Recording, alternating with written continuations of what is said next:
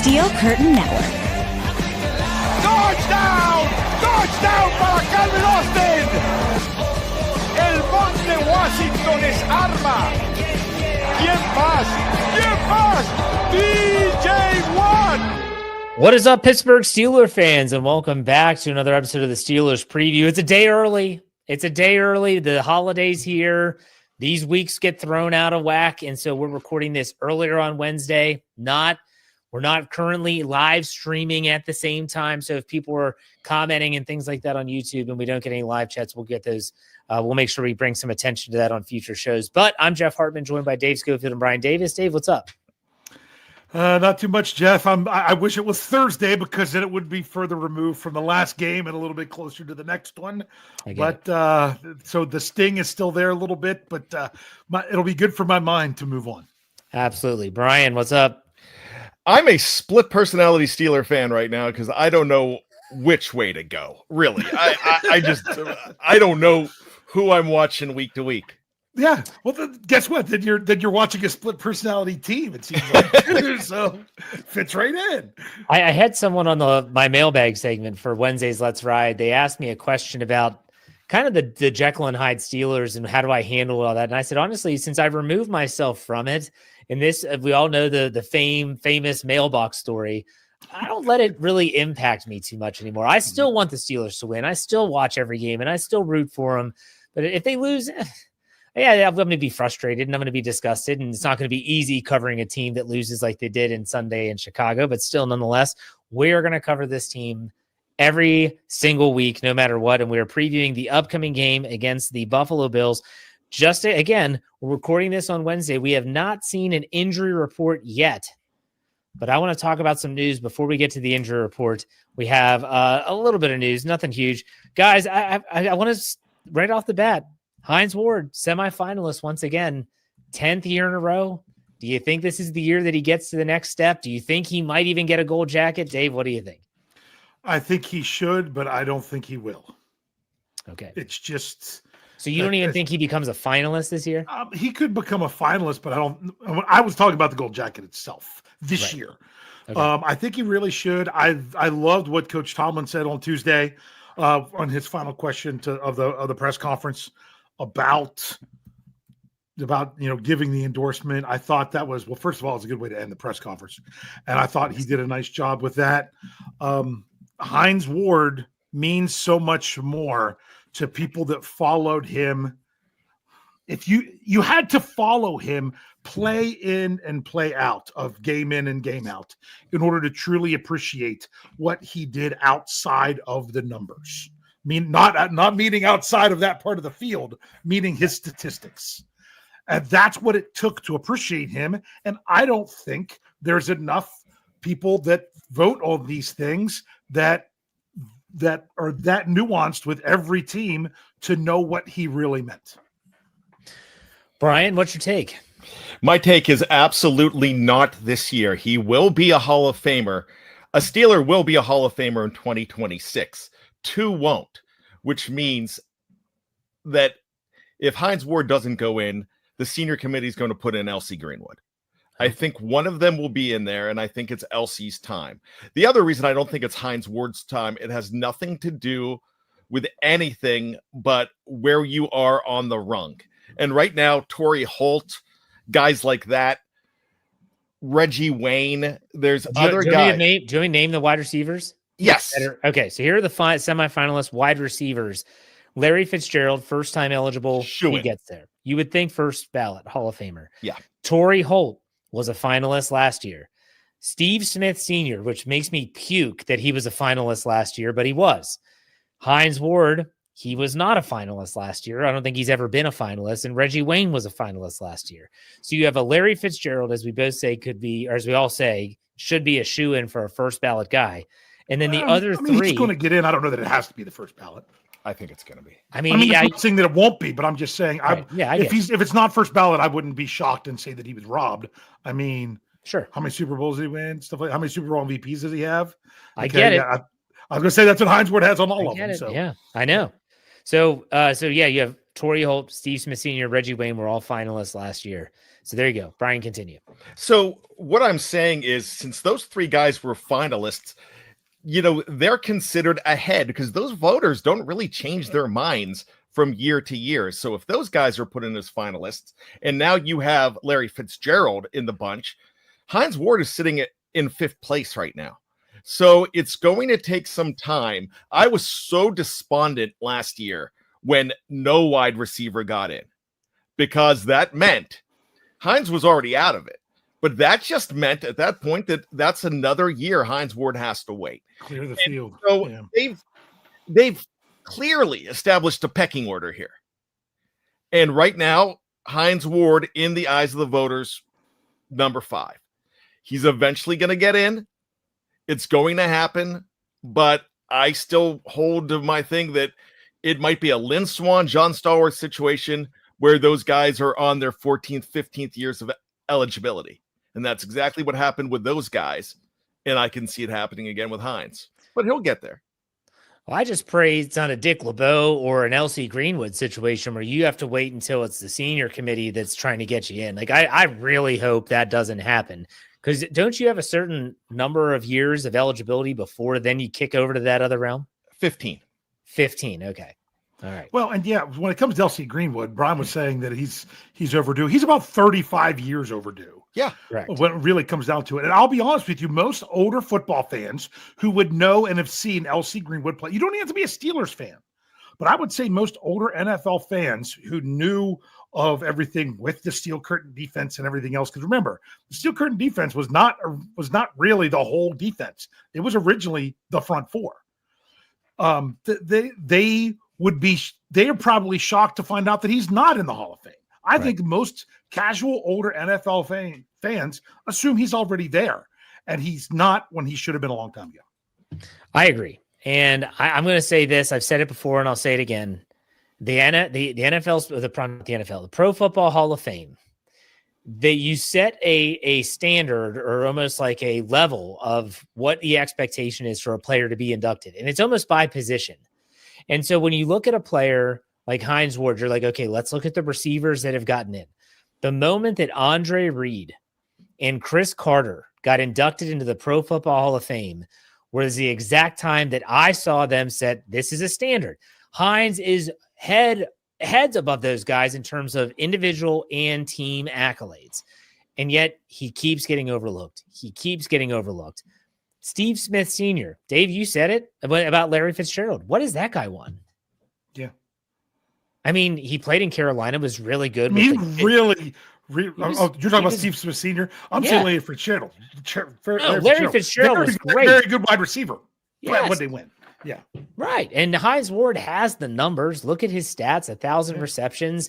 He holds almost every receiving record in Steelers history, I do believe, although maybe not now. I'm not so sure, but still he has a Super Bowl MVP. He's won 2 Super Bowls. I don't know. Gets me fired up. Yeah, was one of you guys that have said this before, that if in Super Bowl 43, if that final pass would have been to Hines and not Holmes, he gets in first, second, third year. Easy. Absolutely. Yeah. Probably. But here, there's a double standard, and I don't want to extend this too much, this is one of my favorite all-time players. It's Dan Marino.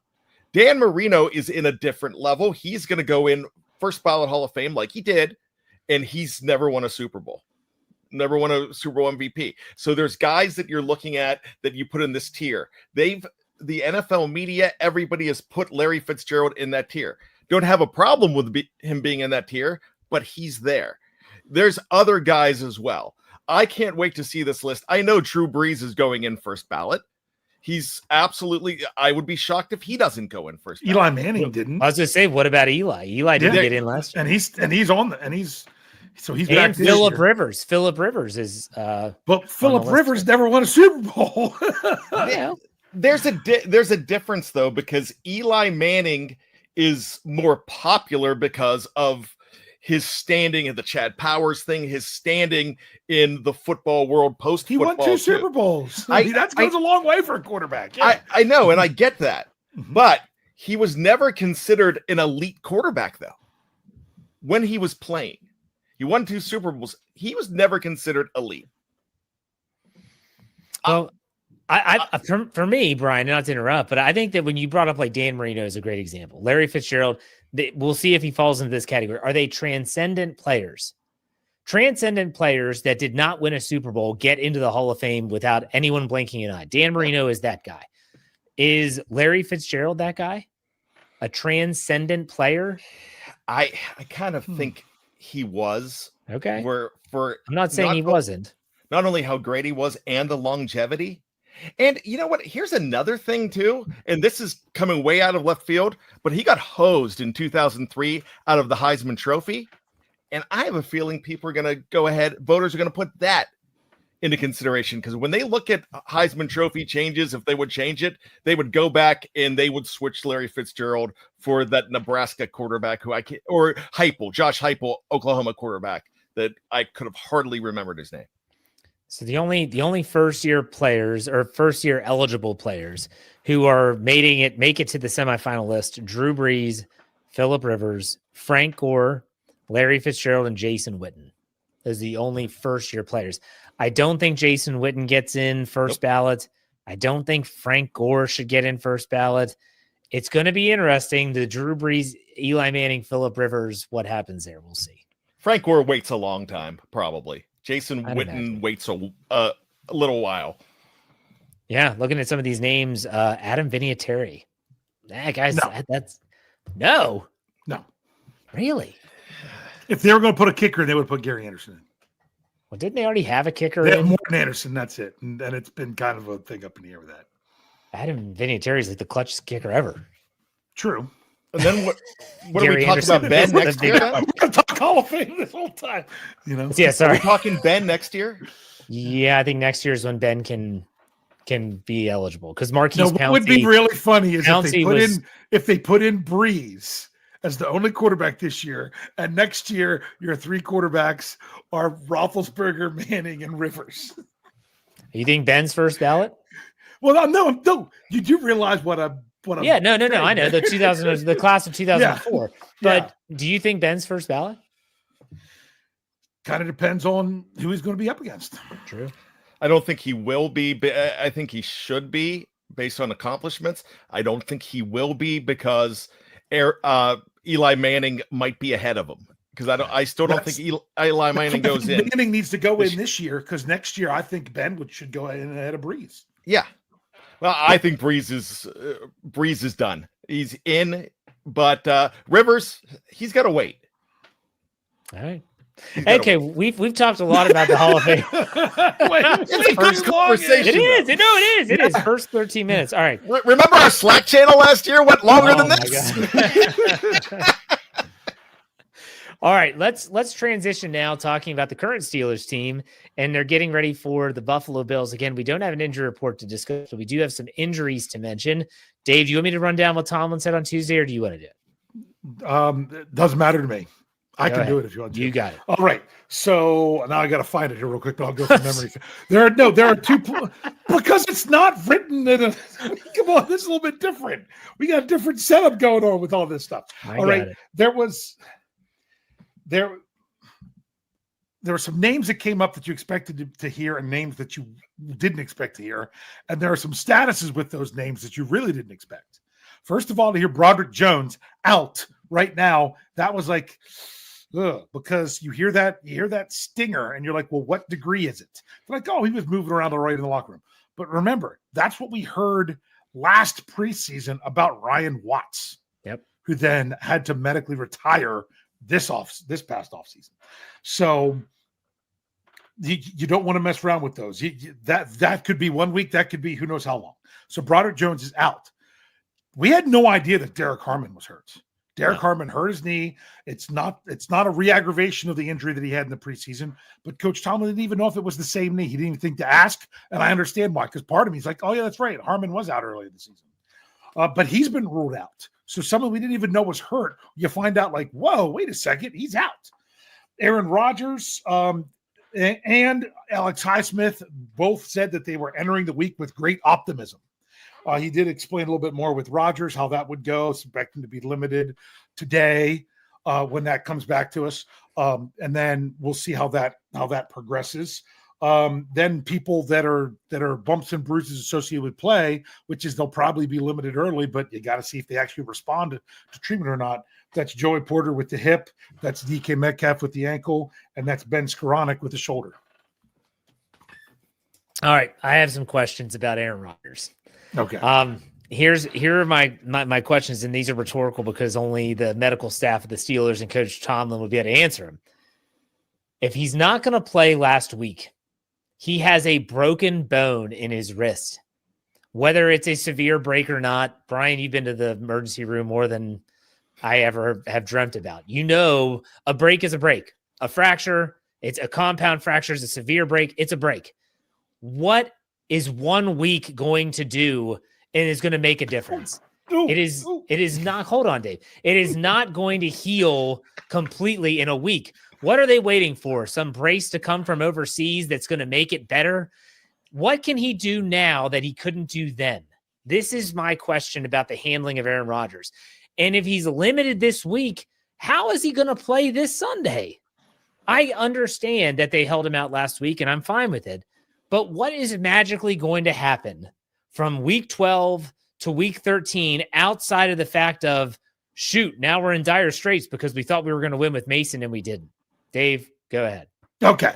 Well, as you know, that when you have a break, you have some swelling and some pain and all that could subside some. It's seeing what he can do with that break, which last week you weren't really as much able to do because of how recently it had happened. You were probably still dealing with the swelling, dealing with the pain, everything else. A week removed, it's not less broken. Right. But it should be less painful. And then you can now actually test it better in practice than what you could have done last week. I get all that. I really do. For me, it's just a thing where it's like, okay, yes, the swelling is going to go down, but it's not his throwing hand. Mm-hmm. Like, this is a non-throwing hand. So I don't know. Maybe it's just my frustrations boiling over. I don't know. But Brian, I'll let you chime in here. Jeff, I don't think that you were way off base with the possibility of a brace coming in from overseas because it's about protection. It came with your jersey, probably. It falls off the boat, too. I just go to the beaches and I'll just pick up and, this one's for Aaron. You need to drive to Pittsburgh if that brace accidentally shows up. Yeah, and I'll do that because it'll give me an audience with the Pope. You know, I'd be happy. But so really what I'm trying to say, though, it's about, Dave's right, too. But it's about protection. It's about handling a snap. It's about handing off, the strength of it, the difference now until then. And so 2 weeks difference is a lot different than a week because it's non-throwing. And I think that's the most important thing. And yeah, I have only had one broken bone in my body in my history, and that was 41 years ago, playing football in 1983 for the American Outfitters Eagles. We were 1-5 that year. We won our first game, lost the rest 5. We were terrible, and I missed the championship game.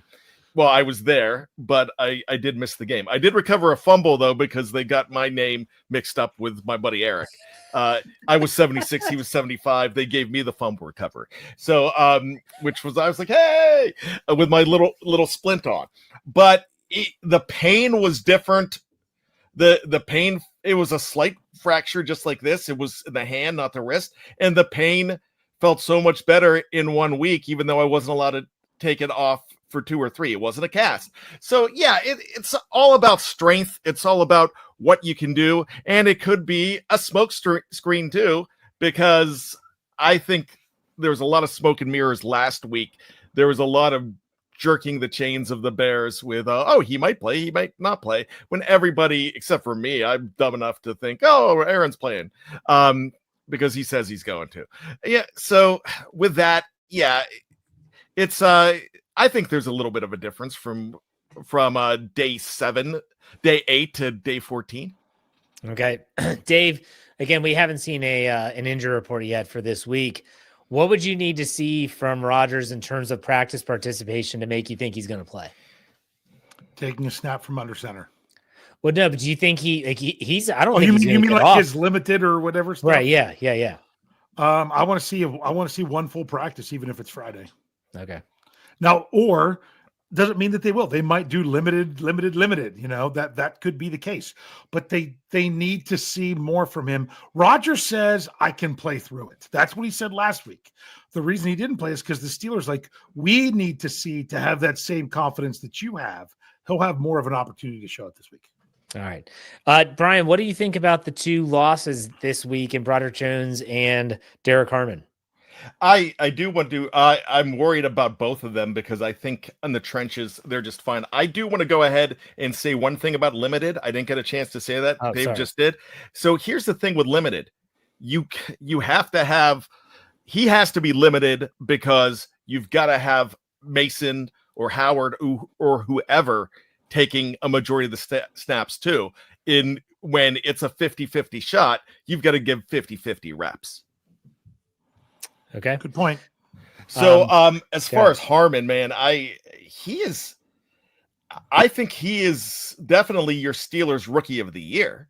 Your Joe Green Great Performance Award winner. He is playing solid. He's not lighting up the stat sheets, but what he's doing is exactly what people that watch the All 22 want to see. He's so important. He's clogging. He's doing some very good things. And when they're successful against the rush, more often than not, he's in there. When he wasn't in there, they did struggle mightily against the rush, especially weeks 1 and weeks 2. So, Derek Hartman, I'm very excited about what this guy is going to be in the future. I kind of need him to go for the Steelers to be able to stop a very top rushing team. Broderick Jones, a lot of people would be saying, no loss. No, Broderick's important to that team. He is if he is out, that's not a good thing, because then you're just going with Calvin Anderson and a team that now is probably going to abandon their jumbo package even more when you kind of need that stuff going. You need the 5 major guys and the 6th being number 74 Spencer Anderson to be into place. Dave, did you want to add anything to those 2 players who've been ruled out? No, other than the fact that Coach Tomlin is not ruling out that it could be Andrews Pete getting the started left tackle. He says they're going to leave that up to practice this week and see how that goes. I think it'll be Anderson, but we'll see what happens. Okay. Meaning Calvin Anderson. Then so you'll still have Spencer Anderson to run the jumbo. Yeah, that's true. It's a good point. So I do want to say too, when you think about DK Metcalf banged up, Joey Porter banged up, Ben Skoranek banged up, I'll ask you guys, do you think this is the week MVS gets a practice squad promotion to the active roster? Dave, what do you think? We'll see. People act like he's going to be some magic cure-all coming in, and there was a reason he was available. Yeah, you just got to remember that whenever you bring people in. Now, if you talk about Asante Samuel Jr., who was coming off a very serious injury, surgery, and then finally was medically cleared to play, that's a little bit different story. If you do see him, that's fine, but I don't get the big hype. Well, what's he going to do? Play the 7 snaps that Scotty Miller normally plays and not get any targets? I think it depends on the health of DK Metcalf. If Metcalf is limited and he's like a questionable designation, then he's the guy that could come in and try and duplicate what DK does in terms of vertical speed, taking the top off. Brian, what do you think about that? Yeah, I think it depends on DK wholeheartedly. If you go to a thrift shop and you buy something, you should put it on display. You don't just put it in the attic and say, "Oh yeah, I have it." And so I'm saying, they bought this guy at the thrift shop, but are they planning on using it?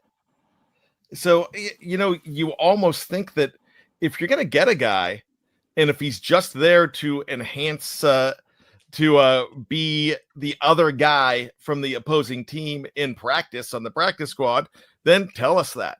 But as far as everything goes, if you have it, why don't you see if it works? Why don't you put batteries in it and see if it still has some use? True. I agree. And that's what practice is for. Right. And hey, we all love to, people love to rip on Mike Tomlin, but he has said all along, he's just a practice squad player. I'm not going to talk about practice squad players that much. So he has definitely tried to tamper down expectations. All right, we've gone long, but let's try and do our keys to victory here. What we think the Steelers have to do against the Bills on Sunday to win. Dave, we'll start on offense, and we'll start with you. What do they have to do? I mean, on what the Steelers have to do on offense. Well, the Bills are the number 1 pass defense in the NFL, and they're number 30 against the run. So the thing is, I think you're going to have to run the ball effectively to help set up the pass. Okay. Brian, what about you? For crying out loud, don't be one-dimensional. Don't say this is our plan and we're not going to change what we need to do. Have a plan B, have a plan C. Yes, definitely run the ball. But when you're in situations you need to pass, don't be vanilla. I hate using vanilla because it's the finest of the flavors. But when you're going ahead and looking at what they did against Chicago, everybody knew what they were going to do with those short passes, and they were not working at the end because you were not mixing it up. And you even saw that on the defensive side of the ball as well. So, I quit being stubborn. Just go ahead and change things around to make it work for you. Even though you're crafting a game plan for somebody's strengths and trying to shield them from weaknesses, they're still a professional player. Sometimes they're going to have to be able to take that shot. So just don't say, all right, this is going to have to work one of these moments and not on 4th and 6. Mine is simple. For the love of all things holy, just don't turn it over. Like, play a clean game. It's been a while. Don't turn it over. No fumbles, interceptions, you name it. Just don't turn it over. So let's go to defense now. Dave, what do you got there? I mean, the Steelers go from going up against the number 2 running team in the NFL to now going up against the number 1 running team in the NFL. And they did a nice job last week. You didn't stop the run, but you slowed it down significantly, and you made Caleb Williams beat you through the air, and he did. So the problem is here, if you think, hey, we're just going to stop the run and make him beat us through the air, guess what? Josh Allen's going to do that. That's the issue. So my defensive key is, can we come up with a freaking game plan that can stop both the pass and the run? It seems like all the Steelers defense, this great defense, there's this historic, expensive defense. All you can do is to scheme to either stop the run or stop the pass. How about we take out the or, switch up our conjunction, and say and? Why don't we actually do both things? You know what? I know it's the NFL. I know it's a lot of offense. It's geared to the offense. All the rules are geared to the offense. But there are defenses out there that can actually stop the run and the pass. That, Buffalo's not one of them. They can stop the pass, but not the run. Does your game plan have to be all in on one and just hope that you get by on the other one? You've got to be ready for both. You can't just come into this game and think it's going to be, we've got to shut down the run and make them beat us in the air, because then they're just going to do that anyway. All right, Brian, what do you think? Okay, find out where Terrell Austin lives, get his catalytic converter so he cannot drive to the stadium. Also, disable his phones as well so he cannot call an Uber. Because this man, I'm done. Because last week, and Kevin brought it up on Brian Baldinger brought it up too. I saw it, but I saw Kevin say it first. And Kevin did it early on Monday on Here We Go, the Steelers show. He said, my gosh, they are at 3rd and 2 on the 2-yard line, and they only have 2 guys on the front line, and they're playing for a pass. And what happened was Chicago switched up their defense. Pittsburgh did not. And Swift just walks in. This is horrendous. You go with one plan. It's almost like having no peripheral vision whatsoever in life. You're like, this is the plan. This is what we're going to do. That's it. When Cordell Stewart was the quarterback of the Pittsburgh Steelers, he knew that he was going to pass to one guy, and that was it. It didn't matter if 17 guys were hanging on him. It didn't matter. He was throwing there. He didn't have any passing peripheral vision. The defense of the Steelers do not have peripheral vision. It's terrible. They could not change their philosophy up because they only know one way, what they planned, and everything else is out the window. My second plan is to hire James Harrison because he has an idea of what this team needs. I'm glad he's speaking up. He has an idea of what they can do. He's sitting back with knowledge of what the Steelers were and how they did things and sitting back and going, what's going on now? So, there's a lot of frustration here, and it seems like the Steelers are, look, this is the plan. We decided on this plan. It'll work one of these days. Yeah, and Brian, you're exactly right, because the Steelers, they will only run a defense if it's how do I say, it's old school Techno Bowl. Yeah. Okay. You have to happen to click the right defense against the other teams against the play that they chose to run based on that. That's why you get two guys with their hands in the dirt on 3rd and goal from the 2, because they said we're gonna guess that they're gonna pass it here, and guess what? They don't. And did you think Caleb Williams was not that good enough of a quarterback that they were gonna audible, to make that a run? That was an easy run. That was an easy call. So you're exactly right, Brian. Mine is simple. Spy Josh Allen. Yeah. He is a guy that this is not your typical Tom Brady-esque type quarterback who's going to carve you up from the pocket. He can, but he's also someone that likes to run around, make plays with his legs, throw on the run. I think a guy like Peyton Wilson would be perfect. That was my question. Who are you going to spy with, yeah, Jeff? That's who I'm thinking. I wouldn't go Patrick Queen because Josh Allen is faster than him. He's not faster than Peyton Wilson. So if I were to hand pick someone that's not a defensive back, that's who I would go with. Did you guys have anyone else in mind? Well, I'm just saying, if you do that, you got to keep on the field all the time. Well, I think he's a guy that can. Yeah. I'm just saying that that's what they got to do. They're going to have to get creative because the moment you put Malik Harrison out there, they're going to throw it. And we saw the Bears do that time and time again in the first half against the Steelers. Yeah. So, okay. He's getting the Mark Robinson treatment. Yes. All right. What we're going to do is we're going to take a quick break. For those watching live on any platform, we're not going anywhere. For those on the audio side, we'll be right back after a word from our sponsors.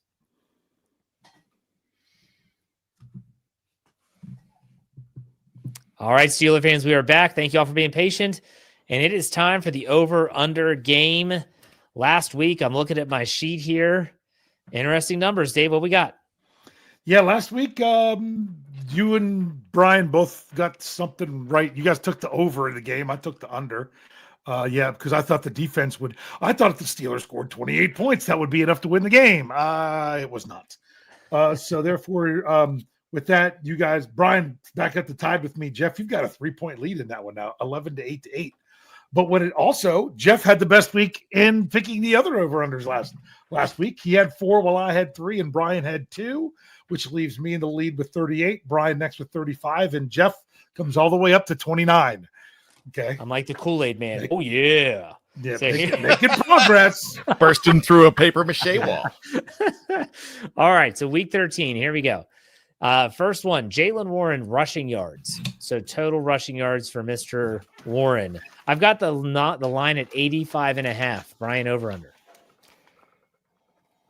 I'm going to go under. Okay. Slightly. Dave, what do you think? You said 80 what and a half? 85.5. Yeah, I started to write down 89. I'm like, I don't think that's the right number. So Brian's going under. I'm going to have to, unfortunately, go under as well because I think the Steelers spreading the ball between him and Gainwell works. I'm going over. I think he's the one that gets the big run. Gainwell got it last week, the 55-yarder on the fake tush push. I don't think it happens in that regard, but I think he gets a big run, and I think he goes over. All right, next one, Pittsburgh Steelers sacks. I've got the line at 2.5. They only had 1 last week. Brian, over under. I'm going to actually go what's the line again, Jeff, please? 2.5. I'm going to go under. Josh Allen knows how to get out of trouble. Okay. Dave? Brian, you're doing it to me again. I wrote mine down first, and I had under because I'm thinking of 2. Over. Josh Allen holds onto the ball longer. Josh Allen will scramble. Sometimes you'll get those sacks where he gets tackled by the line of scrimmage. I think 3. I'm going with 3. Steelers takeaways. 1.5. They had 2 last week. Brian? I'm going to go with going to go with 2. So let's take the over on this. Okay. Dave? You know what? I'll switch it up from Brian. I don't want to. I was going to go over, and then when I heard him say it, I said, okay, I'll switch it and I'll go under. I'm going to go over. I'm going to go with 2 as well. Okay, now Buffalo, as Dave alluded to earlier in the podcast, they are definitely the number 1 rushing offense. I've got Buffalo team rushing yards, 125.5, which is below their average, Brian, but still over under. I'm going to go over on that.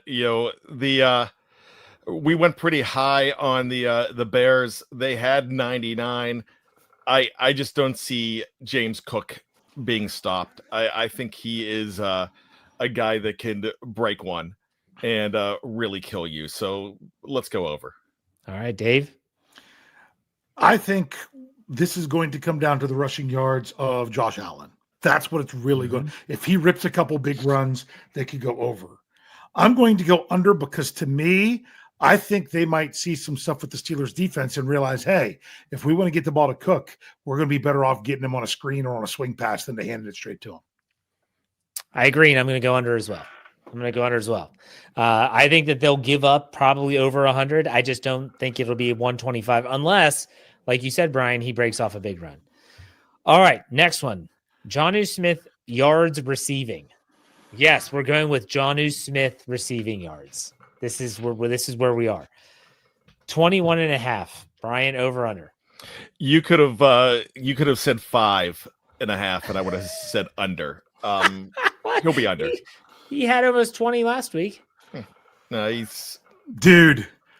I wrote under before I even heard the number. He's a disappointment. I'm so glad it's over. It's going to be over. He's going to have the yardage. Mike Tomlin, if you listen to the press conference, he said, stay tuned. Jonnu Smith, they were asking about him. Just saying. Nah, they've got something cooked up with him against the Ravens. That's my guess. Okay. Last one, Chris Boswell field goals. Line is 1.5, Brian. Yeah, I could easily take 2 on this, so let's go over. All right, Dave. Okay, hold on. I'm trying to figure out based on my score. Yeah. So Brian says over. I also have over. I do as well. So we all three. That's a net 0 for everyone because we all took the same. All right. So I want to say something quickly because we're doing this earlier in the week. We're going to give a score prediction here, but we also have the ability to change that based on things like injury statuses, quarterbacks that are going to be playing.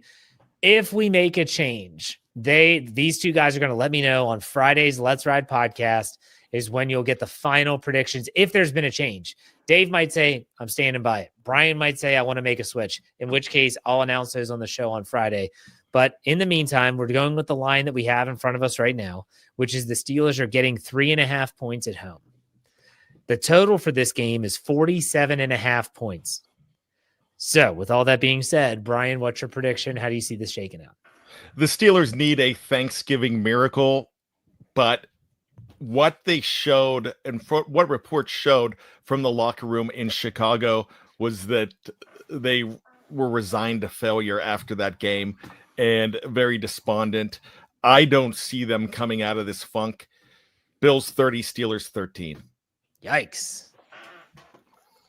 30-13. So that's the under, baby. That is the under. Yeah. And I'm the over king. You are. All right, Dave, what about you? Yeah. Fool me once, shame on me, fool me twice, or fool me once, shame on you, fool me twice, shame on you again, fool me 3 times or more. I can't keep doing this. This team is the kind of team that's going to turn around and win a game like this one. But that's not what they should do. And I'm decided I've been picking what they should do. And they should have beat Chicago last week, although they weren't picked to. And as we could see by the way the game played out, they had every opportunity to. The other thing you got to remember, this is going to be the first of 2 games in a row of teams coming off a mini bye. Buffalo's coming off a mini bye. The next week, Baltimore will be coming off a mini bye. Kind of screwed over in their scheduling here. But looking back at it, Buffalo, they generally do pretty good coming out of the mini bye. I looked back all the way to 2021, and they've only lost 2 games, but all but one of those were at home. The one time they went on the road after mini bye, they lost. So there is some possibility there. But to me, I can't believe that this team is going to beat a team like this until they once again have to prove it to me again, because I think the Bills are a better team than the Bears. Therefore, I have the Buffalo Bills winning this game 33-27. So obviously that's the over. Okay. Well, it's time for my prediction. I, of course, like the Steelers. That's right. This is a team. This is a team, though. Listen here. If this trends the way Brian predicts, you'll see me picking against this team this season. I swear to you. But this is the team that every time you think they're dead and you think that they're just completely sent out to sea, strap them, put them in a barrel with a bunch of cement and throw them in the middle of the ocean, they find a way to surface again. And I think they do. I'm not saying this is them going to make the playoffs. I'm not saying this is them going to win the division, but I do think they understand the magnitude of this game. And I do think Mike Tomlin will have the team ready to play. If they win this game, they have a tiebreaker against Buffalo, which is going to be huge considering they're probably not going to win the AFC East with the Patriots. And so I think the Steelers win. It's going to be a little wizardry.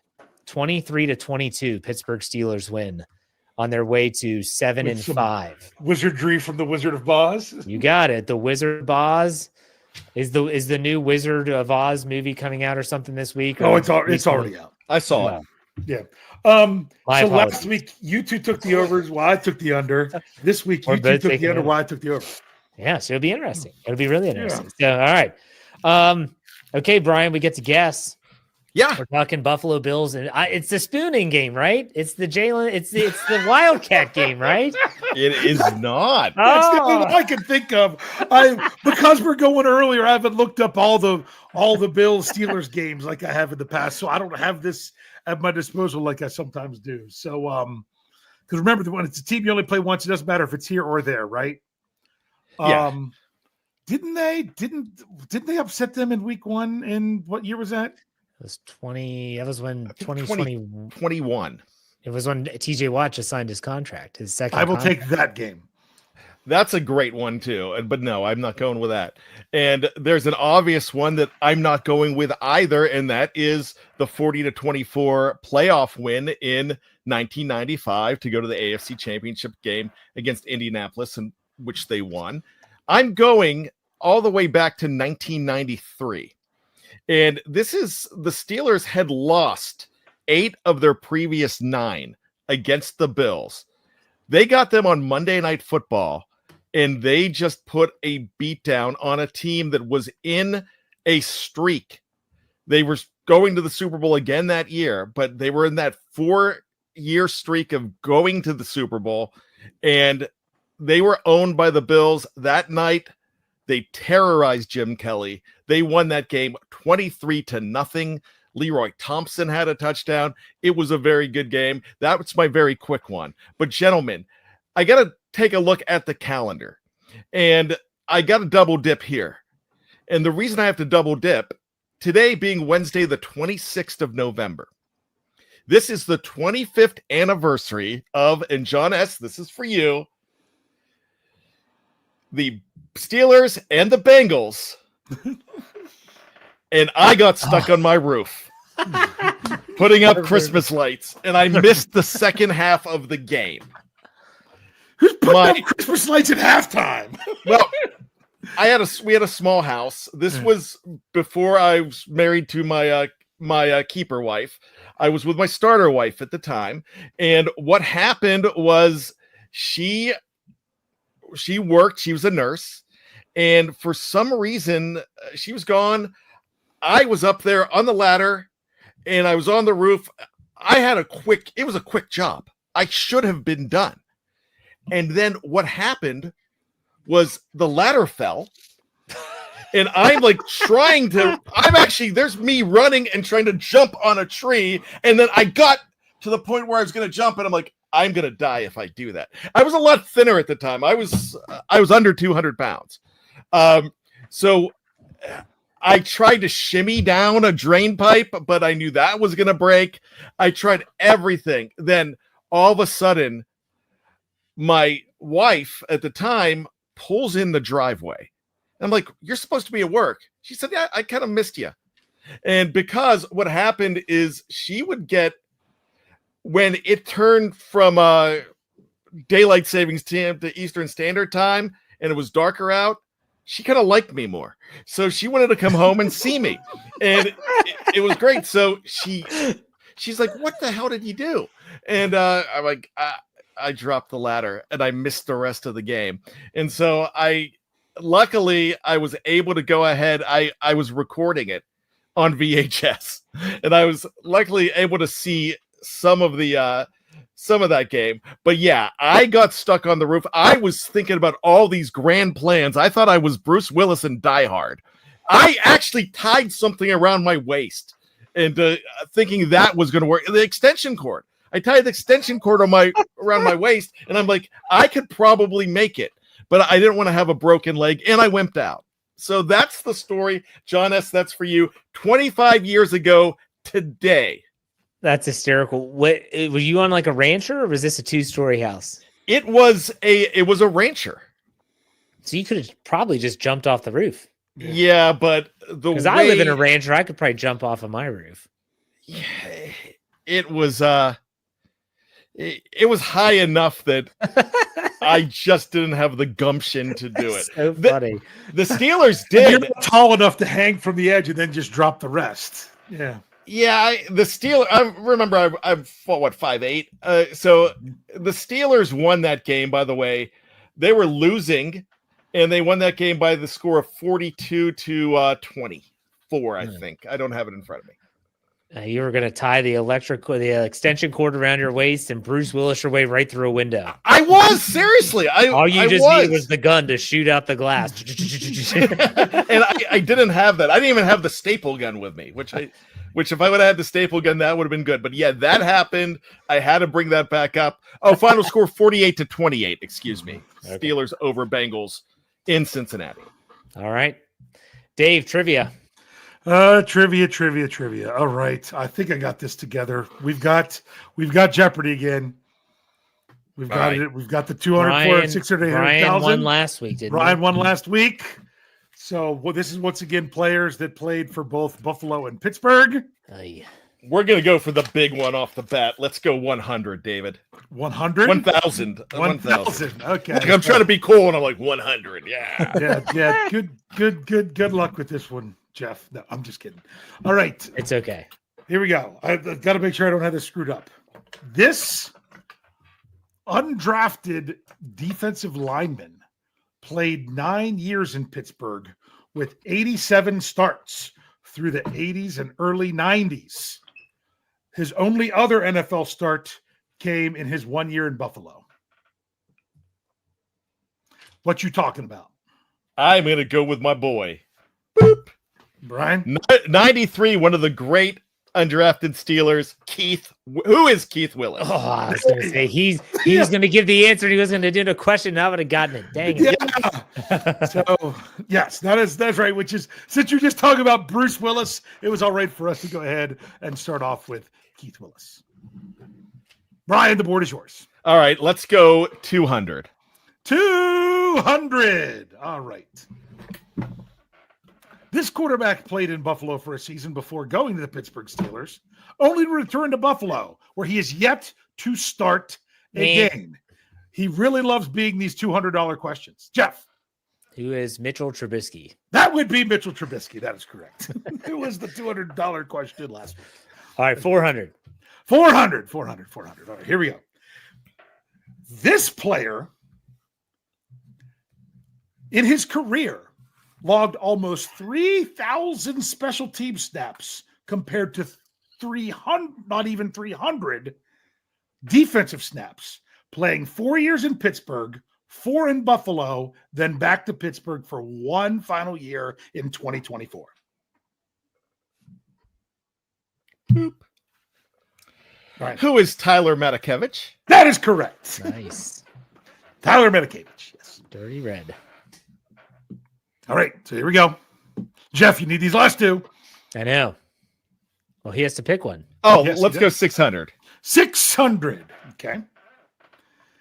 This Steelers personality started his career as a 6th-round draft pick for the Buffalo Bills out of James Madison, where he played 4 seasons before 4 seasons in Pittsburgh. Who is Arthur Motes? Jeff! I'm giving that one to Jeff. Yeah. Did you say boop? I couldn't No. I gave Jeff a chance to answer. Okay. And there we go. I don't know who said it. I was Jeff on the other screen. All right. So there you go. Right. 800 is last one. 800. Last one. Okay. This 4th-round draft pick of the Buffalo Bills only appeared in 7 games his rookie year. When they attempted to squeeze him onto the practice squad, the Pittsburgh Steelers had nothing of it, where he played 2 years before being traded and eventually won a Super Bowl with the Tampa Bay Buccaneers. Beep. Jeff. Who is Ross Cockrell? That is correct. Jeff with the come from behind victory. I didn't know it. I did not know that. Jeff, that's a clean win. I didn't win. I didn't know. I was waiting for 2 players on this list, and you didn't. I was waiting for who is Levi Wallace, because didn't he play for Buffalo as well? Yeah. Oh, I forgot about him. I didn't even have him on my radar. Who is Chase Claypool play for the Bills for a cup of coffee? Did he actually appear in any games? I don't know if he appeared in any games. That's a good point. I was looking for this is the best part. We're always talking about who we were looking for. I was looking for Emmanuel Sanders. I almost went with Emmanuel Sanders, but he was not even my backup question. And I was also looking for another guy that that's just special to us because of where he lives. I was looking for Mike Collier. Mm. You know what? I saw him and thought about that, but then may he rest in peace. Yes, but my other choice was going to be for an undrafted offensive lineman. Spent 4 years in Pittsburgh before a season in Buffalo, a brief stint in with the Chargers, and then back to Pittsburgh for one last season in 2015. Craig Urbick? Who is Craig Urbick? No. And the bigger thing was known mainly for having to start in Super Bowl 45. Oh, yeah. Ah, gosh. Who is Doug Legursky? That was Legursky. Yep. That was my extra one in case I needed one. So these have turned into a lot of fun. They have. Chase Claypool, I don't believe ever played in a game for Bills. Yeah. But I'm pretty sure they signed him. Yes, they did. I remember that now, but he wasn't on my list because he didn't appear in a game. Right. Okay. Yeah. All right. That was good. And I win. Yeah. Happy day. Yeah. All right. So let's do some final thoughts here. Brian, I'll let you go first. All right. You know what the Steelers do? I picked against the Steelers this week, and it's part of my strategy to make myself feel better, thinking that I don't care whether I win or lose these. No, I care if I win trivia, but I'm probably going to go kick the dog and yell at my wife now and say, Jeff beat me. But now I don't care if you're going to Vegas, I've said this before, and you're waiting for Bad to make his picks to go ahead and mortgage your house, then you're dumb. So I'm going to say this. I'm frustrated with this team. And this is where I'm not at the end of my rope. I'm still a Mike Tomlin guy. I know a lot of you probably lose respect for me when I say that, but I believe in him. I want the stubbornness to subside.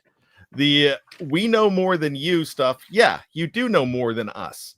But when James Harrison's coming out and saying, this is ridiculous, I think he's not only speaking for all of us, but he's speaking a lot of sense, because when he's seeing something and he knows the way things are run and should be run, it's bothersome. And when he's taking some of Mike's cliches and throwing them back at him, it's time. There's got to be some kind of change, and the change has to be in philosophy. The Raiders this week got rid of their offensive coordinator, Chip Kelly. The Giants this week got rid of their defensive coordinator as well. So with that being said, I think you need to look back at 2 years ago, and 2 years ago, right around this time, right around Thanksgiving, and look at being fed up with Matt Canada, and the Terrell Austin days need to be over. I don't know what his contract looks like, Dave. You could probably tell me off mic, but it's time. Okay. Dave, final thoughts? Yeah, just out of curiosity, ask you guys a question. I thought I saw that James Harrison said they need to fire every coach but Tomlin. Isn't that what he said? I didn't hear that. I heard saw that. Yeah, I don't know if that was right or not, but I will tell you this: you don't take a team that did what they did defensively of shutting down Jamar Chase the week before, and then after another bad performance, fire the defensive coordinator. That's not how it's going to work. I'm not saying that they shouldn't. I'm just saying it's not going to happen.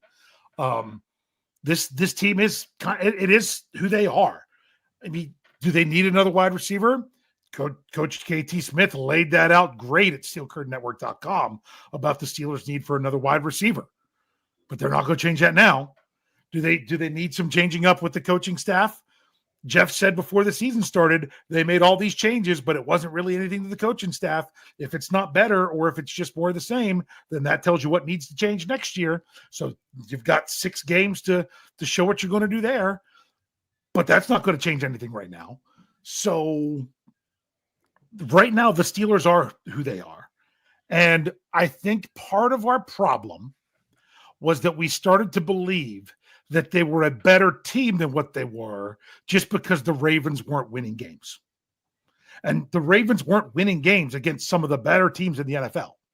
Then when the Ravens finally got a big stretch of playing not some of the better teams in the NFL, I mean, they managed to pull one off against Chicago because they didn't turn the ball over. And then they had this nice, easy, padded stretch that they've had in the middle. Now, all of a sudden, people think that the Steelers are a worse team than what they were. I think it was more of an inflated view of what they were at that time because they had a big lead in the division. So bottom line is it comes down to these last 6 games. And if you really want to know how it really goes, the Steelers need to win a lot of them. And honestly, if they win 4 out of the 6, with 2 of them being against the Ravens, then there is nothing mathematically that could keep them from winning the AFC North. That would be a done deal. So that's what it would take. That it would go a long way with winning this game. But I still don't look at this as a quote-unquote must-win game once again for the Steelers, because this part of why fans are frustrated that the Steelers didn't win last week or some of the other times is simply because they looked at some of these games as if they weren't going to be able to win them. And that's part of what that issue was. So bottom line is, if the Steelers find a way to win this game, to me, it's a bonus. So I'm just going to sit back and enjoy it on Sunday. All right. Sorry to drop out there for a sec. Thank you, guys. Final thoughts for me is simple. I hope everyone has a very happy Thanksgiving. Guys on the screen here, I hope you have a happy Thanksgiving. Yep. Be safe out there, please. Like I know that Wednesday before Thanksgiving is like the biggest bar scene night of the year. In today's day and age, there is no reason to get behind the wheel of a vehicle after drinking it all. Call an Uber, walk, get a cab if that's where you are. Don't be dumb. Be smart. Call Dave. Yeah. What'd you say? I'll call Dave. All right. Very good. Thank you all for doing this on short notice. Thank you all for checking us out. We'll be back next week on another Steelers preview. Dave, why don't you send us out like you always do? Hey. See you next week, everybody.